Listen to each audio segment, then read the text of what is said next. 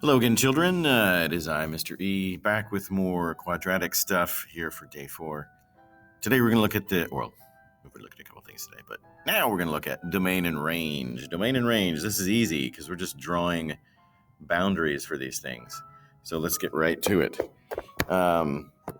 Let's look at the first one here. Write the domain and range of the following graphs.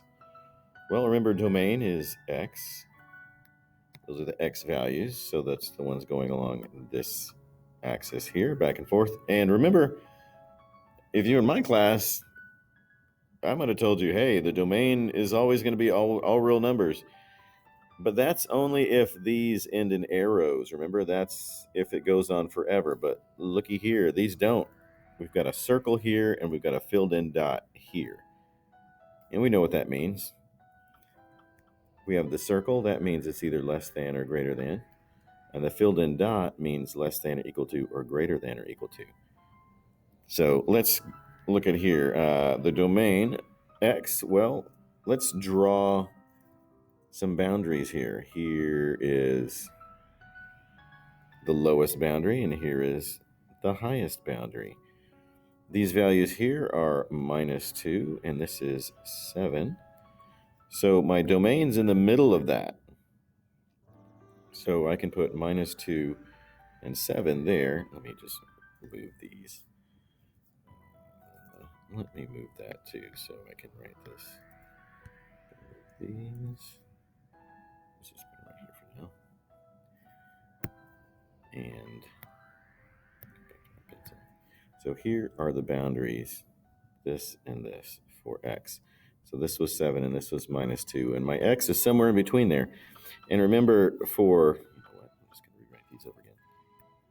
For the circle, which was over here, remember it was either this or this. Well, which direction are we looking at here? Well, this is always going to be less than. I'll just tell you that. This is always going to be less than because x is in between. So this is going to be less than. And then over here, this is going to be filled in. So remember, if it's got a filled in, it's got the line underneath it. So this is what we have. Okay. So there's the domain. It's in between these two boundaries, -2 and 7. And it's always going to be less than. You just need to look and see if it's a circle, it's less than. If it's a filled in dot, it's less than or equal to. So the range is going to be these boundaries, the up and down boundaries. So here's the highest point, and that's at 0, isn't it? That's at 0. And then down here at the lowest point, that's at -8. So y is going to be, the y values are somewhere in between those two. So I can put y in the middle. And, these are going to be less than.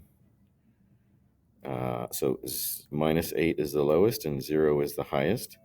But let's look. Are there filled in dots here?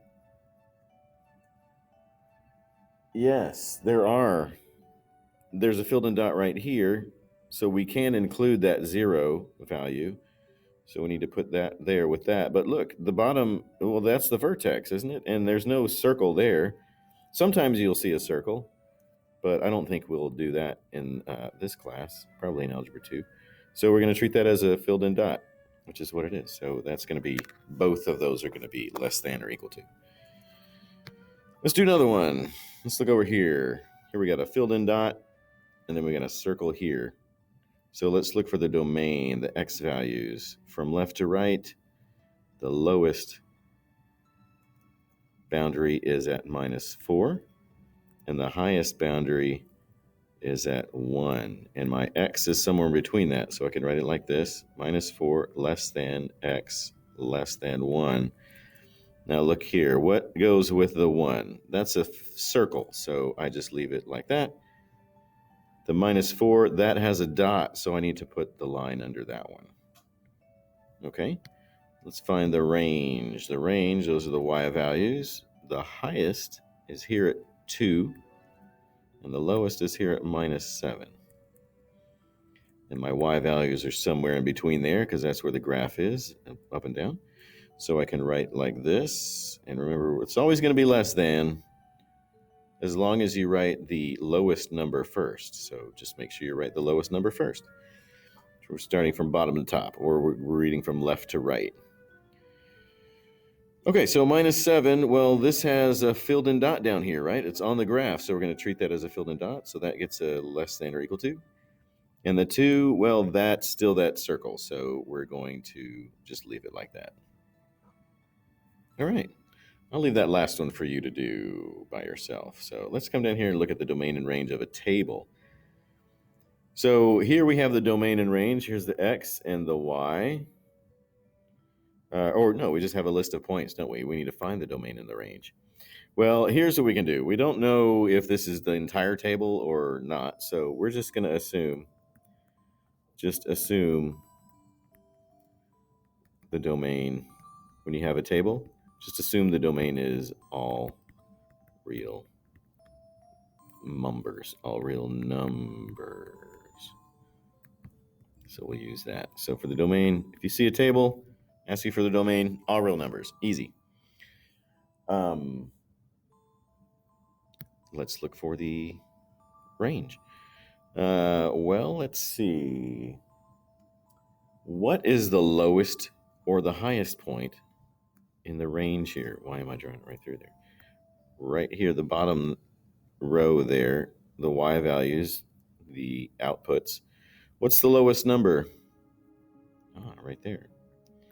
Right there. That's the lowest number.